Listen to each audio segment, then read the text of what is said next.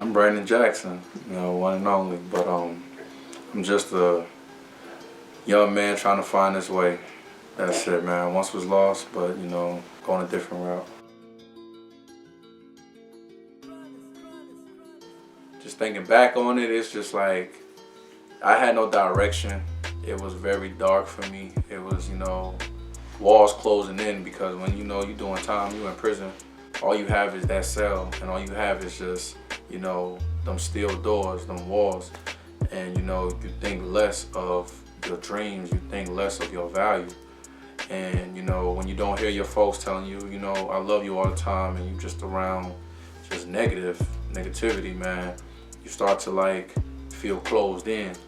I lost my father, I lost my brothers, I got brothers in the grave, I lost my cousins, I lost my little sister. I got enough reasons to quit. Got enough reasons to just be like, what? Life ain't really, giving me, a basket of flowers. I had relationships that failed on me, and I've loved them too, deeply.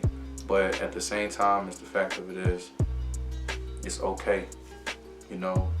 When you don't think that there's other ways out, you just gotta keep fighting. Like if you don't fight and you just stand still and be comfortable, man, you'll let that dark holeness just eat you up, and you don't want that. You just want to remain positive and just keep on going no matter what.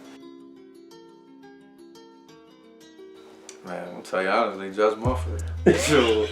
Man, he told me, he was gonna, spank me, man, 15 years, and that's really most of my youth, like 28 years old, and it's like, 15 years, it's like, man, I come out and I would really mentally still be 28. And never having success, always failing, And I ain't talking about regular failure. Like honestly, I'm talking about tears failure. When I was wanna say honestly 22, 23, and I was homeless, man. And I used to always make a way no matter what. That's how I knew how strong I was. But when you talk about when you have a little kid with you that's looking up to you, when I really realize, what it's like and feel what it's like to be at the bottom. I'm talking about, it was sad for me because I didn't really come from that, and knowing that what you're made of, and your value, and that you only wanted was the best of what life can give you, was to live and not exist. That right there in itself, and being away in prison, that right there in itself, it's like, what, I got another chance. And I came out, and then I was trying to make a good living, but still wanted more, illegal or legal. But I came out, and then I got locked up again.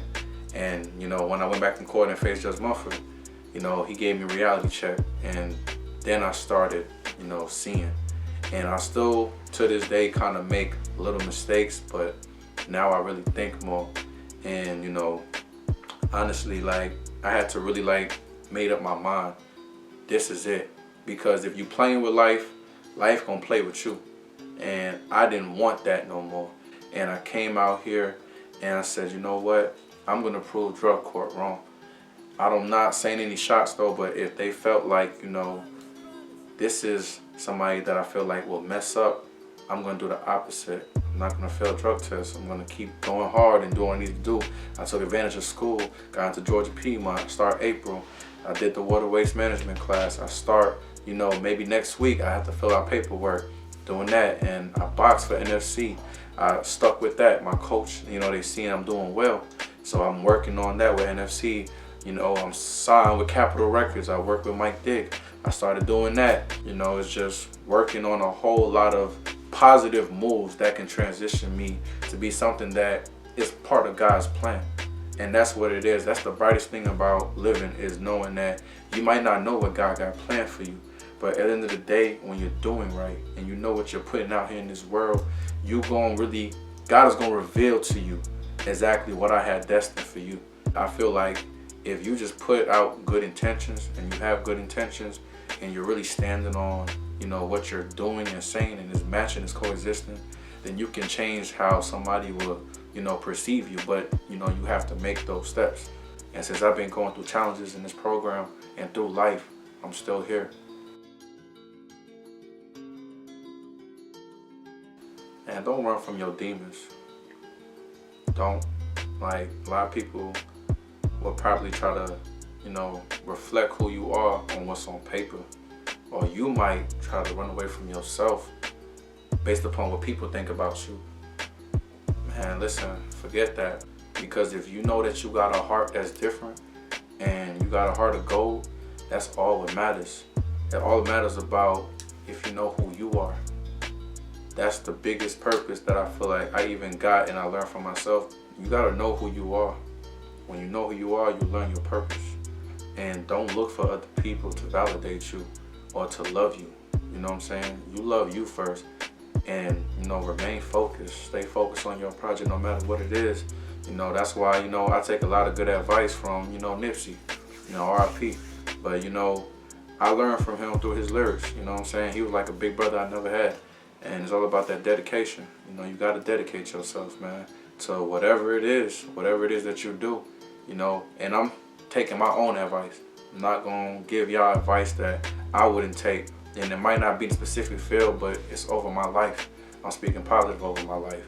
At the end of the day, you resurrected unexpectedly. Because what did not kill you will make you stronger. Come out here and, you know, just live for once.